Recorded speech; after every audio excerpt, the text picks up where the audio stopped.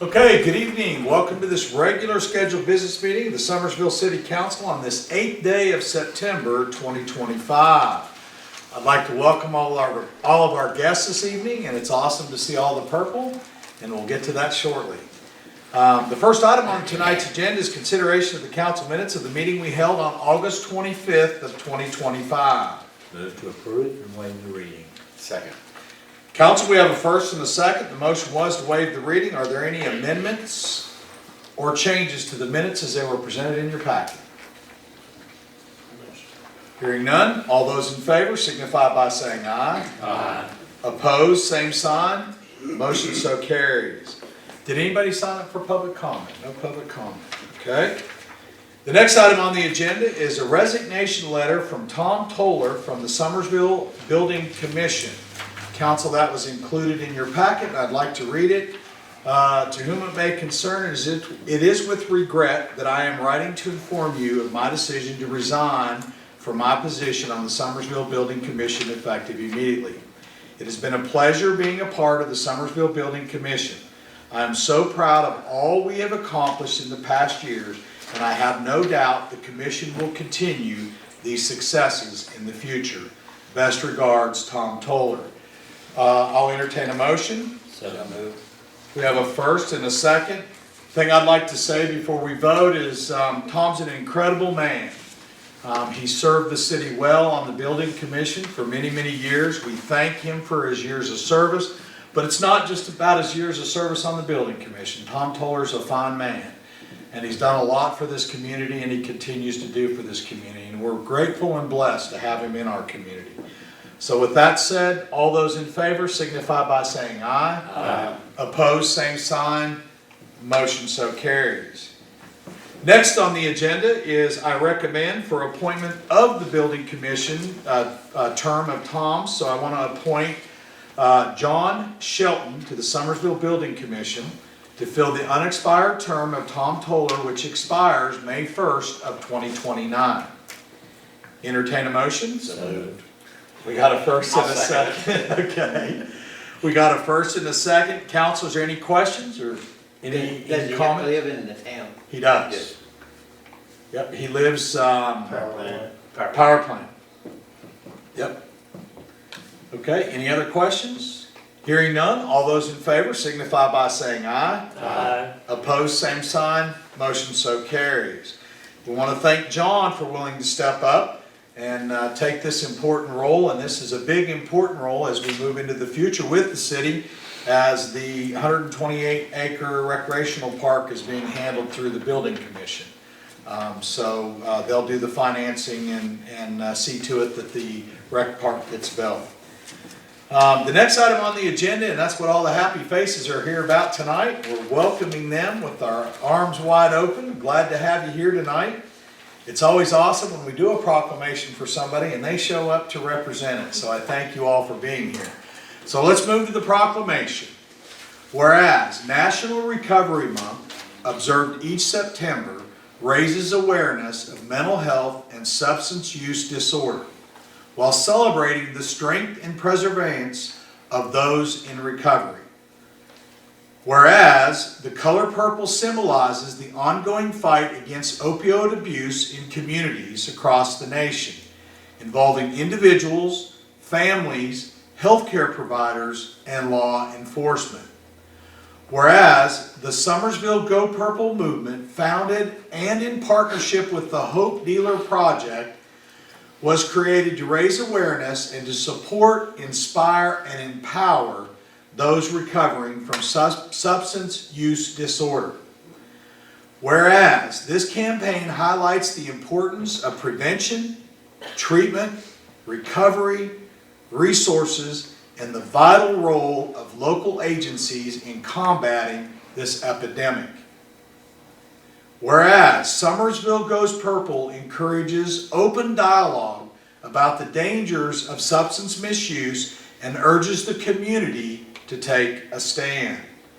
Therefore, let it be proclaimed that the City of Summersville does hereby recognize and proclaim September as Summersville Goes Purple and encourages all residents to participate through programs, activities, and displays of support, such as wearing purple, lighting homes or businesses in purple. By the way, the color on the pavilion is purple. It might not look real purple, but it's purple. Let's see, I lost my train of thought because I got excited about lighting purple. Such as wearing purple, lighting homes or businesses in purple, tying purple ribbons on trees, doors, or fences, or creating other visual displays to show solidarity. In witness whereof I, Robert L. Schaefer, Mayor of Summersville, West Virginia, have hereunto set my hand and caused the seal of the city of Summersville to be affixed on this 8th day of September 2025. Robert L. Schaefer, Mayor, City of Summersville. I'd like to present this to you all. You got a job now. Got that? Oh, wow. Okay. This was the wreath. Every ribbon represents somebody in our county that we have lost to an overdose. Oh, wow. Okay. Now, do we take this wreath? Yes. Okay. We'll hang it up here at City Hall, and I'll give you the proclamation. Thank you. And thank all of you for the work you do. As you know, as a city, we are well invested in Yes, we recovery, appreciate it. treatment, the whole 9 yards. So thank you all. Thanks for coming out tonight. Thank you. Yeah. Thank you. Now,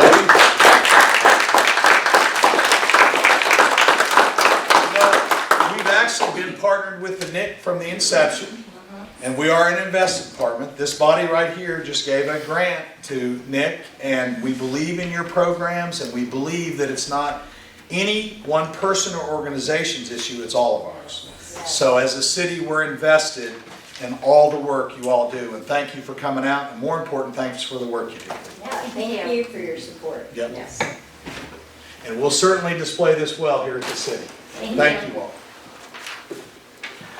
Okay, next is the Summersville Hydro Project Quarterly Report. Yeah, you all are welcome to leave if you would like. Yeah, thank you. Council, there's just a couple of things that I would like to highlight on this report for the public. Typically what we've been doing in the past, and they're kind of changing things up a little bit, you've been getting this report, but we haven't put it on the agenda, so there's really nothing to pass on the agenda. I just wanted it to be in the official records of the city.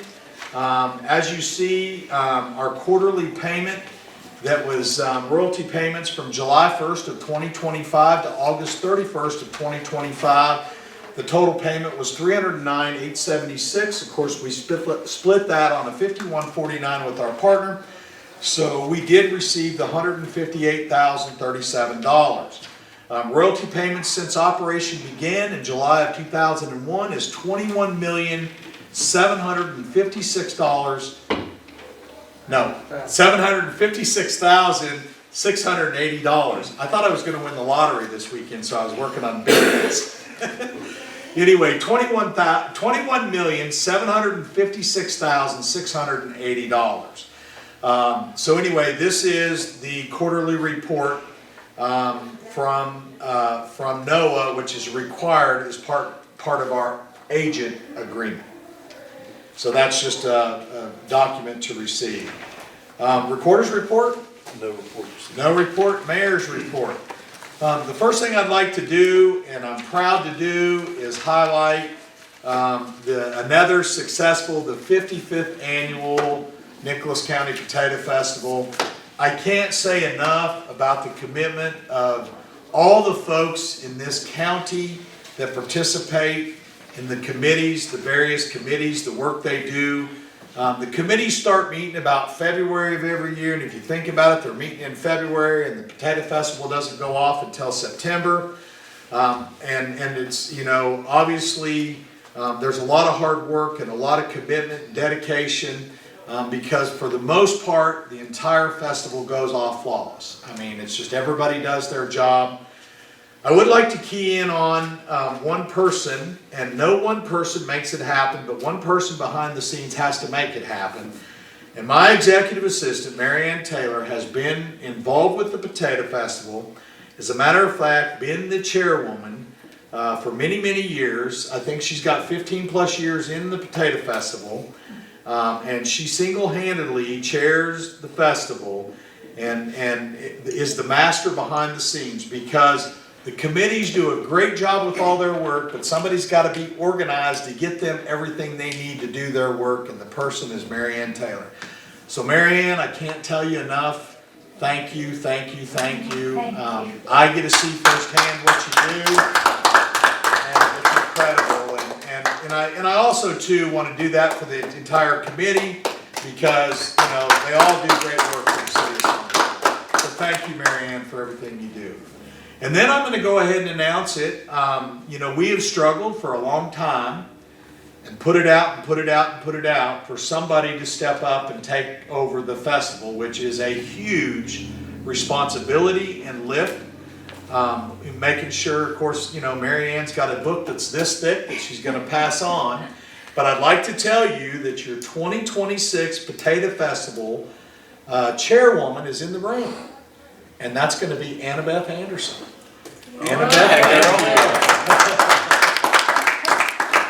So Annabeth spent the weekend with Mary Ann. It scared us because, to be straight up with you, we've actually had other people come forward and spend time with Mary Ann and then call her back and say thanks, but no thanks. Annabeth spent the weekend with Mary Ann, and I walked up to her when she came in tonight and I said, so, are you going to do it? She said, yeah, I told Mary Ann I am. I said, thank God. So, no, Annabeth, you'll do well.